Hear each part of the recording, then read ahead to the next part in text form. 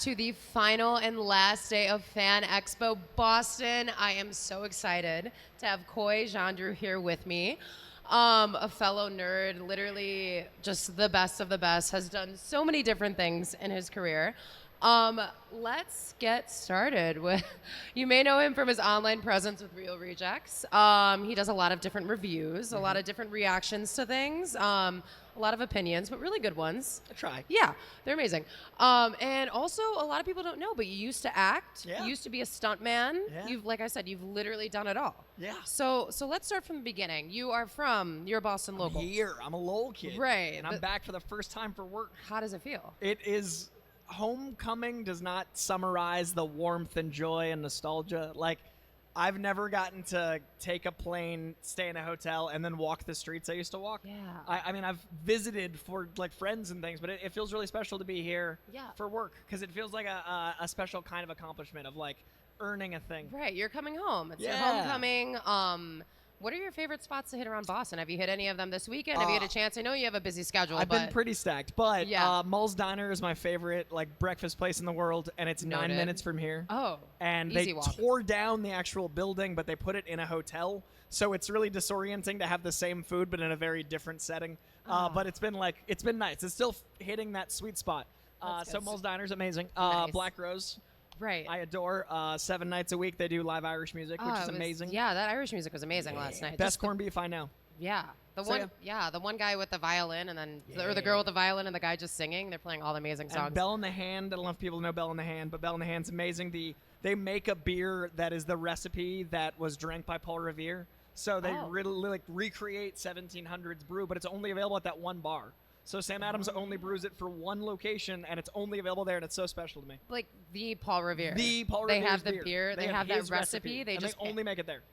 That's crazy. And it's called the Bell in the Hand, and it's at the Bell in the Hand. So that's like, I always bring people there. Yeah. And then the Sam Adams Factory we talked about. Right. I love the Peru. I know it's like a big touristy area, but it's Yeah. kind of like my North Star of like where to go. Okay. And then like Roxbury and Mission Hill and Satcham and Emerson were where I came up. So Yeah. those pockets mean a lot to me and wandering the Yeah. commons. So yeah, just like everywhere out here, the air just smells better. Yeah, it really does. It's that like salty, refreshing ocean. I live in the Midwest, so we have like this random body, Lake Michigan, just there, and it's just it feels kind of like dead water. This feels like fresh. So alive. It's rejuvenating. I'm like, Cobblestones wow. feel good on your feet. Yeah, no, it was walking through Seaport too yesterday. It was just phenomenal. Yeah. I love it here. I love this city. I feel like it gets a tough reputation, and people don't have a lot of nice things to say about Boston or Boston fans, but I feel like we've been so welcome the I whole have a time. Boston statement, and it's that we are not a mean people. We are a people that are honest and know what we want, and that comes across brusque. Yeah. Because it is like we know exactly how we want to be treated, and if it's not mutual, then we let people know. Yeah. And I like that about it's better than someone being duplicitous. I respect that 100%. Boston's the best. It's my favorite city in the world, and I travel a lot. Yeah. So you grew up here. Yeah. How long were you here for? 17 years. 17 years. And then I've been in LA for 14. So I'm catching up to my Okay. this is still home, but Right. that's a home. Yeah, well, where you always get your bearings, where you begin, you're always Yeah. going to consider And the that only way here. to love LA is to leave LA. Yeah. So So you were an actor first and foremost. Yeah. That was like your first venture in this whole media world before you got into the comic conventions. Did you always know you wanted to act? Was there like a light bulb moment where you like watched a certain movie and you're like, I'm going to do it? Or as a kid, I was a lot. Like I needed attention, and I was always getting filmed because like I was the generation of the VHS camcorder. So my grandparents were Yes. filming me a lot, and I used to like crash my car and like do it again as a stunt. Yeah. Like from the time I could walk, I was crashing and like being like, did you get that? So I think it was always kind of like something that was deep down inside me. And then Heath Ledger really inspired me to like want to pursue it. And then when he passed away, it felt like I had to. Like it felt like a compulsion instead of a hobby. So I did a few movies here. I was in like Bride Wars, The Invention of Lying. I literally, the Trinity Church is where I got my SAG card. So the Trinity Church is like 2 miles from where we're sitting right now, and that was where I got like my last SAG waiver to be in the union. So it was pretty special. That is really special, especially because you're like right here. You're Yeah, home again. I walked didn't by know it that. like the first night I was here. Like as soon as I got off the plane, I walked by like where that career started, and then I did stunts with Tom Cruise in Night and Day on the wharf over here. So like half a mile from where we're sitting was where I got kicked in the chest by Tom Cruise for 2 days. Tom Cruise. Yeah. Wow. How is it like working with him? He's the best. He called my mom on her birthday. Like, he's the coolest guy. Really? Yeah. That's such a shameless name drop, but there's no way to tell that story no, without, yeah. like... You kind of just go for it. Yeah, like, we worked on that set, and I mentioned that my mom was a huge fan, and her birthday was Monday, and then when I came to set Monday, I asked for my phone and called her on her birthday. Like, he's the coolest. Wow. But, yeah, so that acting career, the reason I'm so name-dropping about it is because it wasn't not successful, but that made me realize that... I didn't like repetition. Right. So, like, I worked on the Social Network out here, and I did a lot of takes on a certain scene, and I loved being there, but I realized that I kind of took someone else's dream because they might have loved it more. It was like a 90%. Yeah. And I should have been 100. Because right. as an actor, your jobs get told no for a living. You audition 100 times, you get maybe one. Yeah. So if you don't love it 100, it's not for you. And I just didn't like the repeating myself. It's just my brain didn't like it. Right. So I got into stunts for a bit, but I loved acting, and I did well at it. I just... didn't love it as much as I needed to keep getting told no for a living. Right, you kind of had to keep working through each field, and then you finally found your place love here. What I do now. Yeah. It's the 100% I was looking for. The stuntman thing is so interesting to me. So acting first, which is kind of like, you don't really get hurt too much there. They bring in the real guys like you know, but you were kind of doing both. So you acted first, then became a stuntman. Did you see like any scenes that you had where you were like, wow, I want to jump off a building. I want to go face first into the wall, you know, something like that? I skateboarded off a roof, a third-story roof in a movie, and it was so intense to literally, like, your body says no, and you have to say no to your body. So every instinct is either to, like, jump off the board or, like, jump off. Like, there's no way to program your brain to go, like, we're going to do this. So that was really fascinating. And then I got lit on fire on that same movie. And that was pretty crazy because you don't realize how insane it is to be in that environment until it's so claustrophobic. Yeah. And then getting chased by horses while on a motorcycle through a town on fire is also hard to get your brain to want to do that. So yeah, I've done some crazy stunts, and I just didn't like getting hurt a lot. I was gonna say you kind of got to wake up every morning and you're like, all right, what body part is gonna hurt today? Like what kind of beating am I gonna take today? And you can accept that when you're young. Right. But, I'm not that old, but I was old enough to, like, I want to keep my face. Exactly. And I dislocated my knee in a movie out here. I worked in this movie called Surrogates with Bruce Willis. Okay. And I was doing a car stunt, and my knee, the car in front of me stopped a little short, and my knee went into the dash, and it got real messed up. So I was like, this could start getting permanent. Right. Once you start like hitting the major parts, your knee, your back, your arm, you're like, okay. The things hurt later. Yeah. The things that everyone over the age of like 27 is like, oh, I'm like, I shouldn't encourage this. Right. You can't really heal those fully ever. They're always kind of just, And when it rains, they creak a bit. Like the places I got hurt are like, I'm aware of them. Yeah, absolutely. So I loved it, but again, it was like, I don't think it's sustainable. I know other people would love it more. And I'm always about the butterfly effect. I'm always about like what the next thing is that my life can be because I learned all this. So I think because I acted, I know how to talk to actors better. Because I did stunts, I respect that industry enough to want them to be in the limelight. Like, the fact that there's no stunt Oscar is bull. Like, there should be most of the movies now are founded on the stunt, like, world. Absolutely. Stunt Oscar yesterday. Yeah, especially speaking on Tom Cruise and his career, especially with Mission Impossible coming out, the new one, and Top Gun, he does a lot of his own stunts as well. And I think having worked with him, you see that appreciation he has for both acting and doing the stunts on both sides. So he loves movies more than anyone loves anything. I love that. Like, he loves, like, whoever your favorite couple is, he loves movies more than they love each other. Like, he is so passionate, and I think the reason his movies do so well is because he wants the audience to feel that joy that he feels in making them. Right. And it does translate. The relationship we have with his movies is that passion. And I think that him doing the stunts is how he's able to convey, like, I'm here for you. You're not seeing it go to ones and zeros in CGI. You're not seeing someone else tag in. I'm here with you, and I think that's why his movies do well, because we connect to him. Right, absolutely. He almost, like, sacrifices himself in a little bit, because he's getting up there. He's giving pieces of himself every movie, every day, and it's a lot. So I got a lot of respect for stunties and Tom for being both the actor and stuntman he is. Absolutely. So I love that you mentioned you're constantly changing. You like the challenge. You've been here, you've done that, and then you're trying to find what works for you the best. So after doing acting and some stuntman work, and you transitioned into kind of social media and online presence, how did that come about? So I did stunts on a movie, again, out here. Boston is such a fixture of my career, and it was with Ryan Reynolds, and he is the guy to me that should... I mean, he was born Deadpool. It just took him a while to get in the suit. Like, that man is Deadpool. So true. And we were talking about Deadpool, and I realized that, like, this is my real passion. I'd loved comics. I learned to read with comic books. Like I literally, my 2 years old self had Todd McFarlane comics, and it taught me how to read. And I remember like having a photo and words and it making sense suddenly with all the context. And I literally learned to read with them. So I always loved them, but I never knew it could be a job because I can't draw, and I don't trust my writing in comics because they feel like sacred. Like the characters feel like they're not mine. Right. So the idea of me writing comics is like, no, those are mine. Like I want to consume, not output. Right. So I couldn't think of anything in comics I could do. And then I was on that set and talking about Deadpool with the person I knew had to play Deadpool who hadn't yet. Made me realize that was a thing, and some encouragement from friends, and basically like this job didn't exist. Like what I do isn't like when I do my taxes, I have to like phrase it. Like I have to be like moderator, pundit, comic book historian. Right. So it's a weird like slash.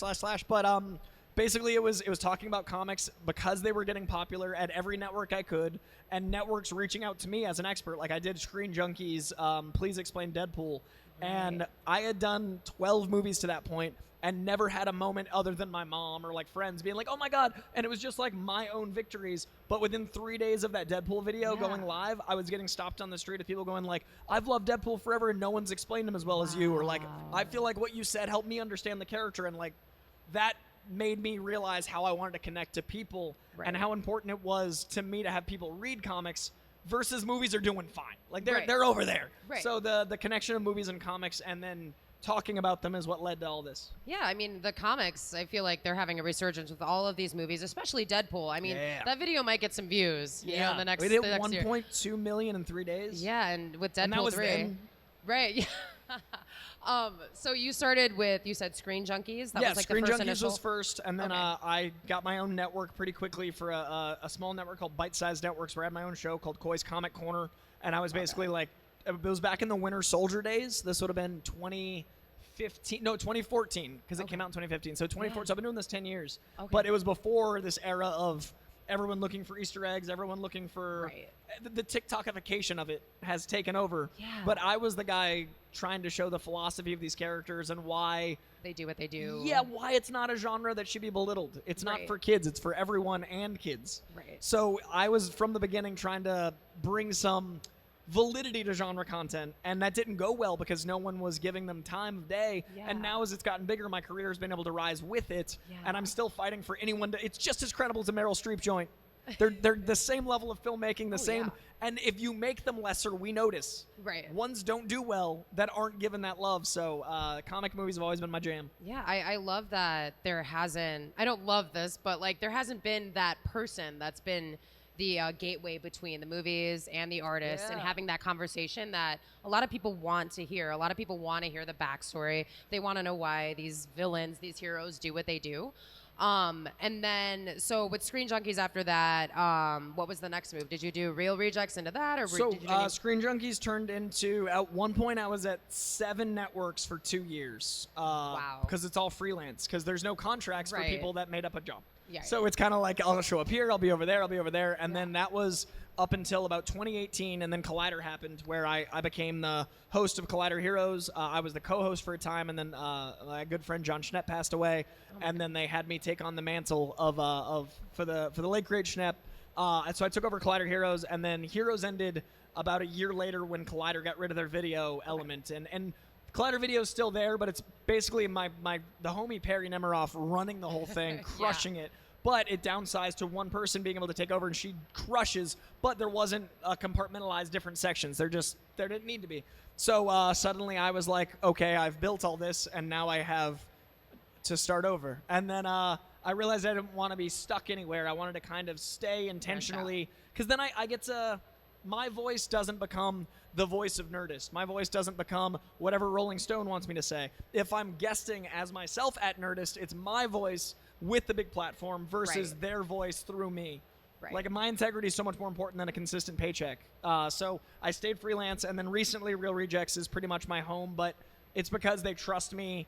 I'm still my authentic voice, but I can do it more often. And it's really beautiful how much they let me like be me, but also the audience. It's like 1.15 million followers, and that's a staggering amount of people to be watching me talk about comics. It's insane when you think about it that way. You know, it's like, wow, that is so many people tuning in constantly. But because you have a voice and the way you use it, you can tell that you're so passionate about it. You love comics. Like, it's very obvious that you've been reading them your whole life.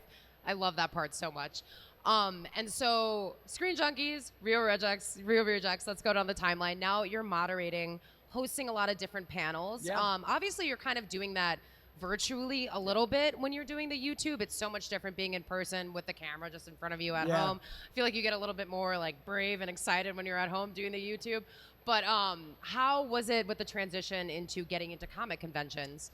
So that started also in 2018 when I was starting at Collider. There was this con called Amazing Con in Vegas, and they basically brought me in as just because I was at Heroes and I wasn't moderating a ton. I did not a lot for me. It was like 5 panels, which is like my small ones now. Like I literally do too many, but I love it. So that first one I was just doing small ones at a smaller convention, and then I realized like the interaction. I always say cons are the anti-internet because the internet's about like negativity fueling the numbers because everyone like enjoys the tribalism of I too hate that, I too hate that, I hate that, and then it just grows because that's how you get popular. And that's honestly why I'm okay with a slower ascent. Like my TikTok numbers are smaller than people that complain because it doesn't cause that same tribalism or people feel seen. I want them to feel seen because they enjoy something. Right. And cons are that for me. Like I think here is a celebration of art and the internet shouldn't be, but is a degradation of art. Yeah. So I love this world because when I meet people, they're kind about the experience of either what I had to say or they want to share what they had to say. Right. And it's not with a weird lens of like, all caps. It's like, it's a joy. It's a celebration. Right. So. You're at home. You have that screen behind you. You don't have to leave your computer chair for hours, and you can just talk a bunch of nonsense about the new Star Wars movies. With a fake name, with a fake profile picture. Yeah, you can hide so well. Just like, you could totally be somebody else. I think people that attend comic conventions really care. Yeah. They want to show the love. They want to spend an obscene amount of money meeting their favorite people. Hayden Christensen is here. I thought maybe, I'd love to get a picture with Anakin. That would be a dream come true. $250 7 just hours. for a picture. Yeah. And that's the beauty of this is like people have no problem waiting that time because it's a moment they'll remember forever. Forever. And Hayden is going to be getting to experience that times 1,000. He gets to live the opposite of how he was treated on the internet. And that's so beautiful because he gets to meet 1,000 smiling faces. He gets to know that he impacted so many lives, and he feels that. Like I've seen him at so many of these just floating through it, even though he's just flying in from places and delayed at like this. Japan, right? This weekend. Like, and he was delayed. Like, it's so cool to see the resurgence of his career specifically just because I remember being that kid. I grew up with the prequels. I was in the theaters. Those were the first Star Wars movies I ever got to see, and I immediately loved them. I love the prequels. I'm always defending them, and I just remember people constantly berating him and the way he acted and all of his lines and stuff. I mean, you guys understand he didn't write those, right? Like, he's just, not that it was bad writing, but like he did what he could with the movie, and I feel like people finally appreciate it again. It's turned, and the way he got to be celebrated at Star Wars Celebration last year, to see that moment, there was like a face turn where he realized that this is a world that loves him, and that could only happen here at a con. Right. And I think that's why this is what I've fallen in love with, because the internet is now a medium that I use to do my job. It's not where I want to live, because I think the internet it should be a tool to bring us together, but since it isn't, I can't keep investing in it like it is. Yeah. So I prefer this because this is investable, and I'd rather travel and meet people than be in a cesspool. Totally. You can get lost in the internet very, very easily. And so lockdown was tricky because we had all just got started, and then Shaku is how this beautiful stage and all this stuff exists. We did Mainframe Comic-Con together, and that was a digital con run like an in-person con. Like, it was positive. Everyone there was incredibly talented. It went smoothly. And we've been working together ever since because I was so impressed that he was able to do what I thought could only be in person digitally. And then he also crushes it in person. So it's amazing. Chuck and Sean are the best. They hold down the stage. It's incredible. And it's absolutely Chuck and incredible. Sean do tireless work at every con. Yes. Like, if there's a con they're working at, I am there. And they're the only people I can say that for. Like, if they're at a thing, I'm like, I will RSVP. Yes, I'm in. Yeah, and even with Mainframe going on that, I remember being in my apartment, just COVID, like we couldn't leave the house, and I was watching all of the live streams, and a lot of those actors just totally did it purely to connect with their fans again. I think they raised a lot of money for charity, and I mean, David Harbour was on there, Kevin Smith, and they just had these amazing conversations. And I think that's another thing about conventions. The actors, the constant people who show up, like Ashley Eckstein, like they love this. They love meeting their fans. They love connecting with them. And I'm totally with you on the same page of just experiencing the joy and the happiness. Because as many people are on the internet talking all that nonsense, there are so many more here. Especially yesterday, it was so packed. Yeah, it was amazing turnout. People love this community, and it's beautiful to see it grow. I love it so much, especially with Star Wars and now women kind of being at the forefront of a lot of science fiction things, and it's an exciting time. And everyone is seeing what it can be. The potential is being actualized, and cons really help that. I think Suits can look out and see a crowd of 10,000 and go, okay, now it's worth like putting a little bit more into that. And, and that's another reason I love it. I think that studios have their place. And I this year we didn't have studios at San Diego Comic-Con because of the strike. And this year we're learning that we can do it without them and with them. So I think when we rebuild after the writers get their due, after the actors get their due, after people are paid fairly and treated fairly and AI is dealt with, I think we're going to come back stronger for it, because there was a moment of, hey, we did this without you. We survived, and people got to spend money on comics. People got to walk the floor. Right. I hosted 2 panels at Hall H, and that was my childhood dream my whole life, and now I've done it 3 times, and 2 of them wouldn't have happened necessarily if studios were messing up some of the timing. Right. So. Yeah, it's gosh, the whole strike is just extremely frustrating. The conversation needed to happen. Oh, we got a mic change. I'll use this. Ooh. That was loud. I thought I was losing my voice, and it's a little of both, but so I feel so much powerful here. I know my ears. I've been doing a lot of talking this week. I've had like 9 panels. Yeah. So I know you mentioned San Diego Comic-Con. Obviously, a very interesting year to have this Comic-Con right in the midst of the SAG-AFTRA strikes and everything going on. I know you had quite the huge panel at San Diego. Let's talk about that. I presented Project K, which was amazing. I also presented Ghosts of Ruin, which was stunning. I did 2 Hall H's, but I know your love of Indian cinema, so I'll definitely focus up on Project K. I love it. I've been hounding you to hear about this tell panel. Me all these stories. I'm like, I'm either going to text him or I'm going to wait till we're in person because I want to see how excited you are. More exciting in real time. Yeah. And also, just like the internet, texting's not the way to convey zeal. Yeah, no. Project K was revelatory. Yeah, I think it's fascinating, and obviously they needed to bring Indian cinema to the United States. These actors, these directors, everybody involved in these movies are absolutely amazing. They're admirable. They work so hard. My one thing I always focus on my YouTube channel, because we do a lot of trailer reactions to Indian cinema, and most of our audience, especially like Coast family and friends, they're like, you've never really talked about Indian cinema before. Like, this is very new for you. And all it took was one comment for RRR. And I saw that movie last year, and I literally get emotional talking about it because it was one of the best movies I've ever seen in my life. Yeah. Because it's not, these actors don't only act amazingly, they're so talented. They can dance, they can sing. They're triple threats constantly.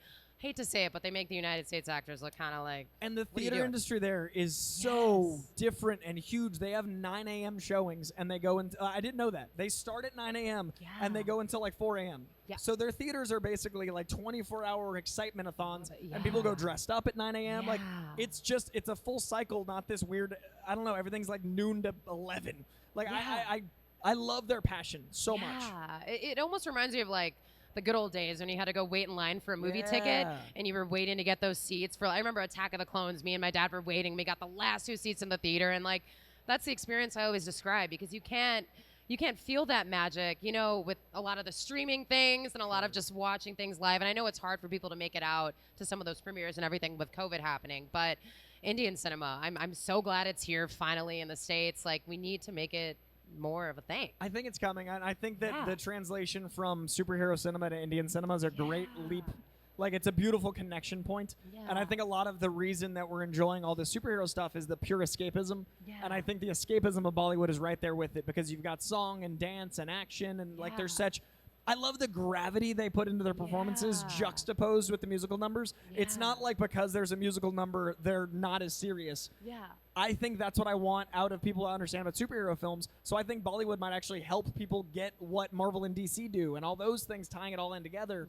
So I'm happy to be a vocal proponent for something that I'm newer to, while also seeing that everyone's ready for it. Like, culture here is ready for Bollywood. Yeah, it's you're gonna become addicted. Like, I'm sorry, so ready like for that. it's over now. The energy in that room was insane because there was a full dance number at the hall. So Hall H is 6,500 They did a people, dance number? and they had like 70 dancers come out, all in these beautiful white gowns and like these candles that were part of the visual set piece. And then there's these all black like stormtrooper-looking characters in the movie, Yeah. and they were part of the dance number, and they were like guarding the front. So at one point there was this giant 70-person dance, and then I had to follow that. Which was Yeah. very intimidating with 6,500 people, and 2,000 of which flew in from India. So I believe the it. whole front rows were the diehard fans of Bollywood, and then a dance number, and then me, and all these people, and just going like, I'm new to this, I'm very excited to talk about it, please tell. And it was Right. it was the best way to be immersed into something that I do know, Yeah. but didn't know that well. Yeah, the culture, just experiencing So those incredible. moments. I was fortunate enough. There's the Music Box Theater in Chicago. It's a super small theater that's been around forever, and they had S.S. Rajamouli, the director of RRR, come to Yeah. the theater, and I'm pretty sure people flew in from India for that. That's so cool. I was lucky to get like a couple tickets, and I had never gotten to see RRR, any Indian films really, in the theater by that point, because it was last year. This was before they won the Oscar. And oh my gosh, again, it felt like a movie I was watching in the 90s. Like, you know, in Attack of the Clones when Mace Windu walks up and he says, "This party's over." Yeah. Me and my dad stood up and clapped. Like, I was just like, this is the best thing I've ever experienced. Yeah. In the dance numbers in RRR, everybody was standing up and clapping. People started dancing in like the aisles, and me and my friend, who had never seen an Indian movie like that with that experience, were just in shock, in awe, really. And you get that with thousands. It's not Yeah. a small, like, it's not like Rocky Horror has become. Because Yeah. Rocky Horror had a huge surge, but now it's like a cult following. It's everyone is that level of excited. And Yeah. we got to debut the trailer. When I was brought on, there were only 2 promo images in the world. And that was so I could only research 2 images. Right. And then I could look into the cast and crew who are huge. It's like you said, Huge. Dune. It's Yeah. the Dune of India. It's the Indian Dune, and And it's it was so cool to go like, these guys are huge. I assume this is going to be like what the scope of their world is. And then I got to see the trailer for the first time with an audience. And so they Yeah. played it twice. The first time I got to watch in awe. The second time I filmed the audience because Yeah. I was like, you know, up here and 6,500 people here. So I got this incredible view of just all these the, eyes like the size of my town I grew up in. Just that many people just watching in reverence. Like and then they freaking announced out. the title at the end. And it was so special. I am so stoked you got to do that panel. When I heard that you were Yeah. doing that, I'm like, let's go. I can't wait to nerd out about Indian cinema. But going off of that, I mean, we have like almost 2 Dunes coming out this year. We Yeah. have Dune Part 2 in November. Huge Dune fan. Big fan of the series, the books. I'm kind of excited to see the Indian take on it as well, you know? Same, and I think that it's going to bring so the movie's about mythology, and the Right. movie's about making superheroes, original superheroes for that world. Right. So they kept talking about like they want their own Thor, they want their own Captain America, they want those elements. So I'm excited to see a more mythological take on Yeah. superheroes and all original IP and that scope of what they build, because I feel like I love what the studios do with my characters that I've read since I was 2. But I don't love that they're trying to appease everyone. Right. I don't love that they're going like, hey, they make $1 billion, so let's water it down. And I feel like the reason they succeeded was they had a specific vision. I think phase 1 of Marvel, for example, was we know and trust this filmmaker, we're going to let him do it, and this filmmaker, and then when we connect them, it's going to feel like a magic trick. Right. Now they're doing the opposite, where it's like, it has to connect, everything has to be together, there have to be Easter eggs, there have to be fans, or it's not worth going, and that's ruining It's it. overwhelming for a lot of people because Yeah. honestly, who has the time to watch all of these Marvel shows? Most of the time I turn to Real Rejects or I turn to like a YouTube channel and I'm like, let's break down this episode. I only have 10 minutes today. You know, I got to go Yeah. to work. I got to do my own thing. And I love that a lot of Indian writers and cinematographers, directors, like you said, the mythology aspect, it's not just somebody who can fly through the sky and, you know, punch somebody really hard or like, you know, just hurt a bunch of people or some evil villain. They really do put a lot of backstory with mythology, with their religion, with everything going on. And it's so beautiful. And approachable. It's so approachable. And I feel like the audience is so welcoming. They're always like, oh, you want to like Indian cinema? Like all the people on YouTube, when we do our trailer reactions, like predominantly my demographic is from India. Yeah. And they will comment thousands of words explaining just one scene. Oh, it's so and beautiful. it is just so heartwarming, and I feel so connected with them. I like literally am planning a trip to India as we speak. I'm like, I can't Yeah. wait to go because it's just, they've been so welcoming as a community. It's not official yet, but I think I'm going to be doing more with them in October.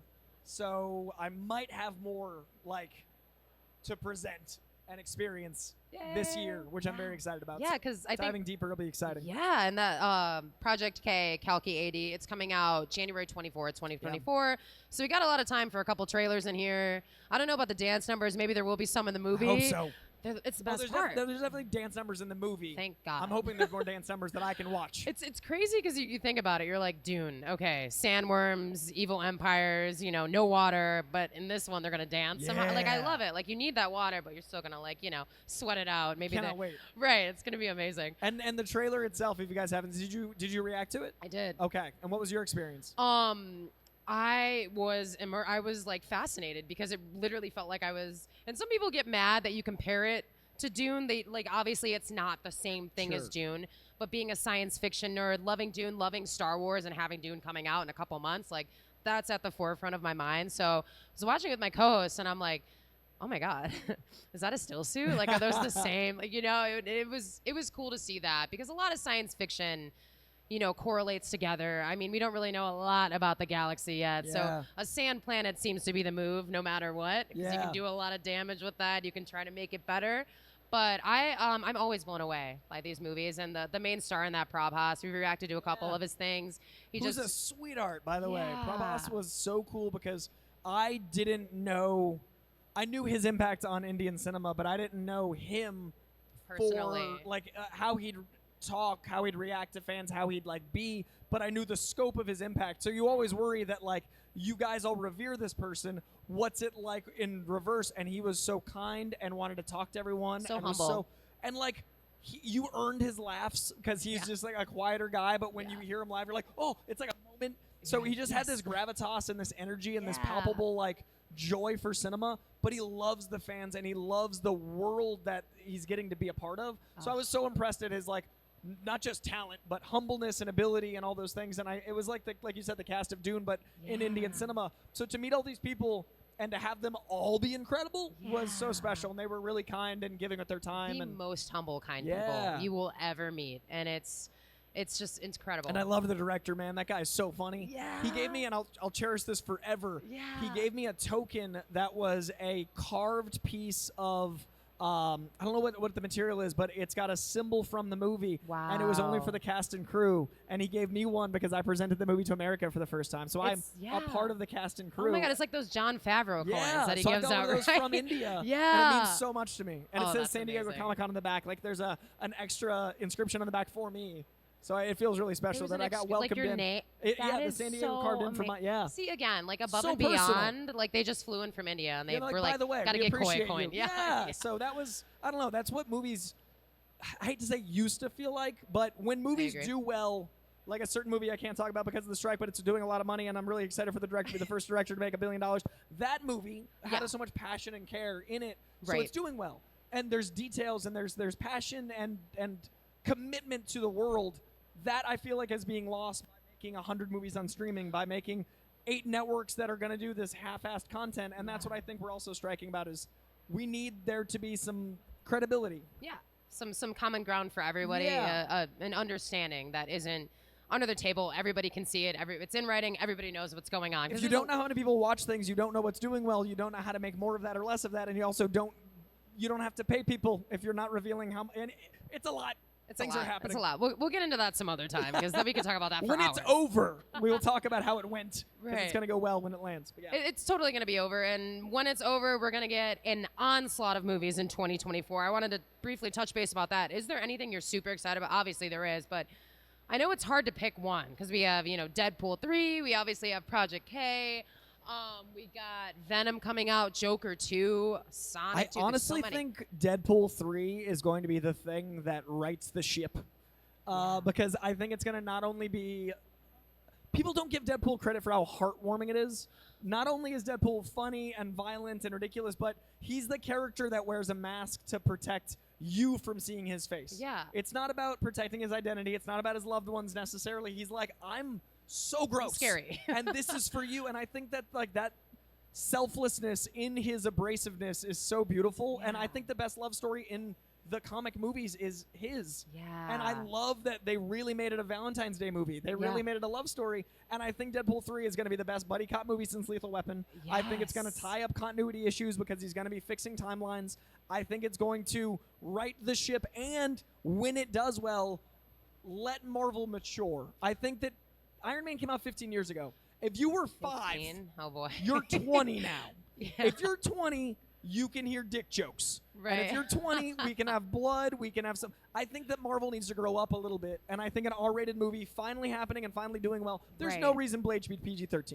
There's no reason we should keep cranking out stuff. It should be for Parker as well as for people, you know, into their 40s, 50s. It should be for everybody. Timeless. Yes. You can watch it any time. Obviously, maybe if you're a little young, you got to wait a couple years. You wait for those later. But that's what's exciting. I remember being that's a kid. movies. Yeah.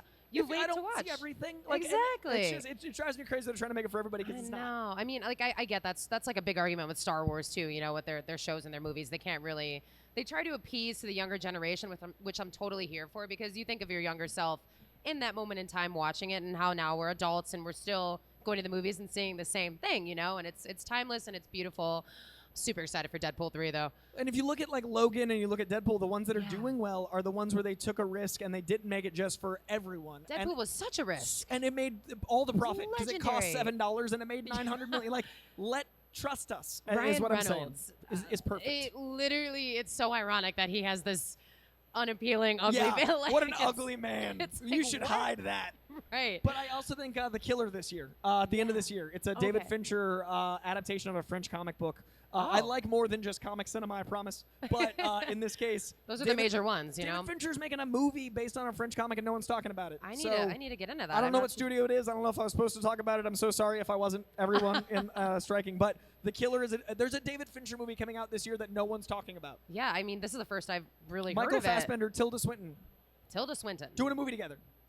Let's sign me up. Why are we talking about it? Say less. So yeah, that's in November. So that's my rest of November. the, That's this year. soon. So that's I always know what I'm talking about. Well, I can't talk about it, but that's I know. why Like, maybe talking there's about a reason. Maybe why I just talked really about it. talk about it. But that's the one of this year, and then next year I think Deadpool 3 and what else is next year? I feel bad because they really only announced comic movie dates. Right, the Joker too. I mean, I think it has a different name, but Joaquin Phoenix, Lady Gaga's joining. A musical. Todd Phillips made a lot of money. I'm excited for that. I know people were a little indifferent about the whole musical aspect, but come on, it's Lady Gaga. It's like Lady Gaga. I'll hear her sing any role. You know, Yeah. like sign me up. Also, like Walk the Line. People forget how good Joaquin Phoenix is at singing.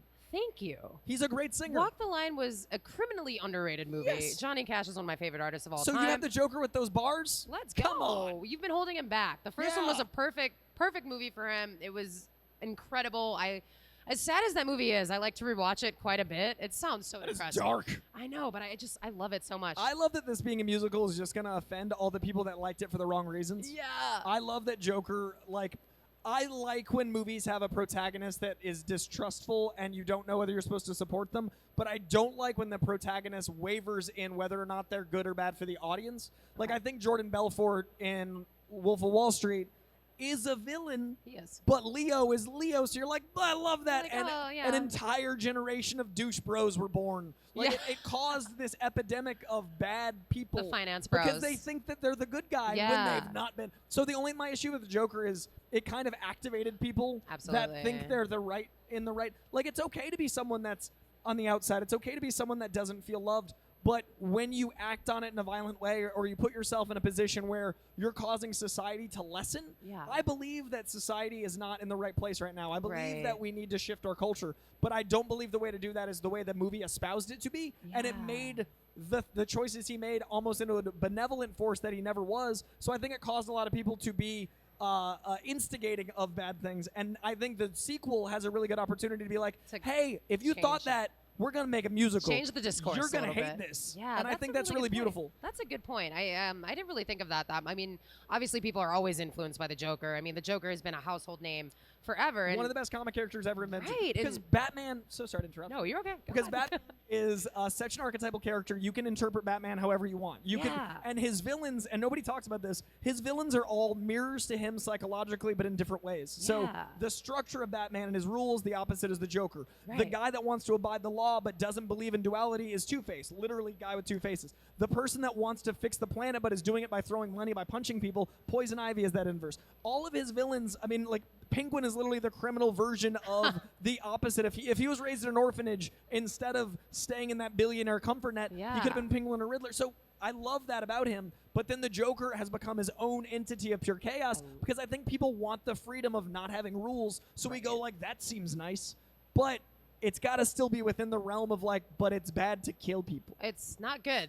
Okay. So I love the character, but we gotta. There should be a little cautionary tale. You gotta give like a notice before trigger. We celebrate murder in that movie, and that's all dangerous. It was pretty. I mean, I'm all for like anarchy against a horrible government or corrupt something, but it was a little rough. V for Vendetta does it, but it makes you know that that's gonna kill him. Right. And like, it is important to know that the man shouldn't win. It's important to stand up for your beliefs, but maybe not murder. Yeah, It's interesting how many times they've done the Joker. Now that we're on Batman, gosh, here we go.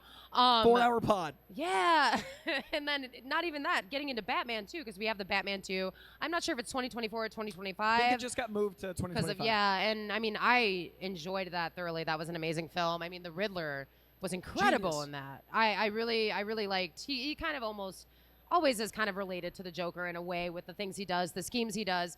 But I liked how they separated him so much from the Joker because I feel like a lot of people get lost in that sauce with the Riddler and the Joker. And they do it a lot, but they haven't done the Riddler in a long time. And they did it so well in the Batman. I think the Batman is like I love the one bad day element of like I'm one bad day from being a villain. And I think the Riddler was the best use of that in movies in a long time because it's literally if I wasn't raised in money, this is the life, and we're both geniuses. We just that one turn in the road. It's beautiful. I see his point. Yeah, I try to see all points here. And Batman's genius. It's like one of the best characters ever invented. It's so genius. And honestly, if Batman just paid his taxes, none of this would be happening. We'd really solve a lot of problems if people paid their employees and paid their taxes. Come on, Bruce.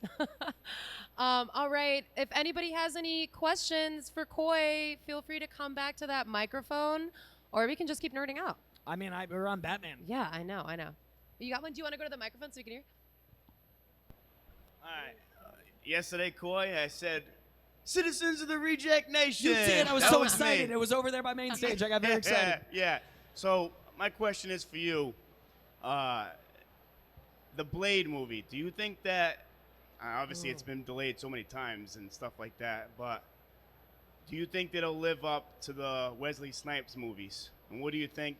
What direction would you like them to take that character? It's a great question because I think that the Blade series doesn't get the credit it's due for starting all this. Yeah. I honestly think that X-Men and Spider-Man get their due. Obviously, Superman in '78, but that was a long time before all this. Long time, yeah. I mean, '78, but I think that Blade inspired a lot of what the early 2000s was in general and definitely paved the way for where we are now. What it is today, yeah. So Blade, the new one with Mahershala, has the opportunity to do the same with maturing up Marvel. And that's why I want it to be rated R. Yeah. So what I would do with the Blade movie is make it a story of bringing in the supernatural, laying the elements for R-rated, laying the elements for things like Ghost Rider, for things like the supernatural and like the witchcraft we have already is the all ages version. So tie in some of those supernatural elements, but darken them a bit. Exactly. And then you have Mephisto make more sense. Ghost Rider make more sense. Rider, so supernaturally pump up, but make it R and open it with a blood rave. That's all I care about. Maybe set up the Midnight Suns. There has to be the blood rave. It's right there. So I wouldn't want the first one to try to bite off too much and be like, we're got to be an Avengers of Darkness. And right now, with the choices Disney's making, I could see them doing that. We're like, we got to start 18 franchises.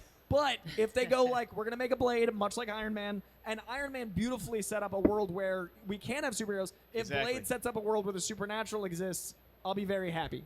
Correct. Because they're setting up the Sinister Six right now too, so it's kind of like they're doing these like super evil teams, which is great. I'm here for it. I'm kind of sick of the Avengers. Sinister Six should be. I would make the Sinister Six a heist movie where a bunch of everyday like people like us have to deal with this guy that won't let them get away with it, and Spider-Man's the antagonist. Yes, exactly. I'd make a Sinister Six like imagine Oceans where like Andy Garcia was Spider-Man. Yeah.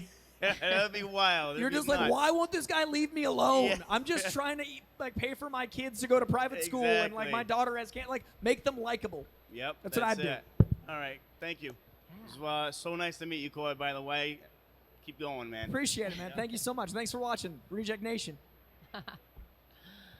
All right, you guys, I think that's going to wrap up our panel. We've run out of time because of Batman and Blade talk. I mean, but I could talk about Blade forever. I'm actually mad we didn't get to talk about Blade more because they're rewriting the script. And I think was for that, if my opinion is for that reason. It needs The to be a little bar bit is high. Yeah, you can't, and there has to be a blood rave. And There's no way. Mahershala, I mean, without a blood rave, who even are we? Yeah. But Mahershala also cares so much that I'd rather a movie get delayed 5 years than come out bad, because you can never make a first impression twice. No. And I'd rather a movie be good than be out. So everyone that complains about movies getting delayed, like, one, it seems very entitled to this culture we've enveloped ourselves in, but two, we need to let filmmakers make. Right.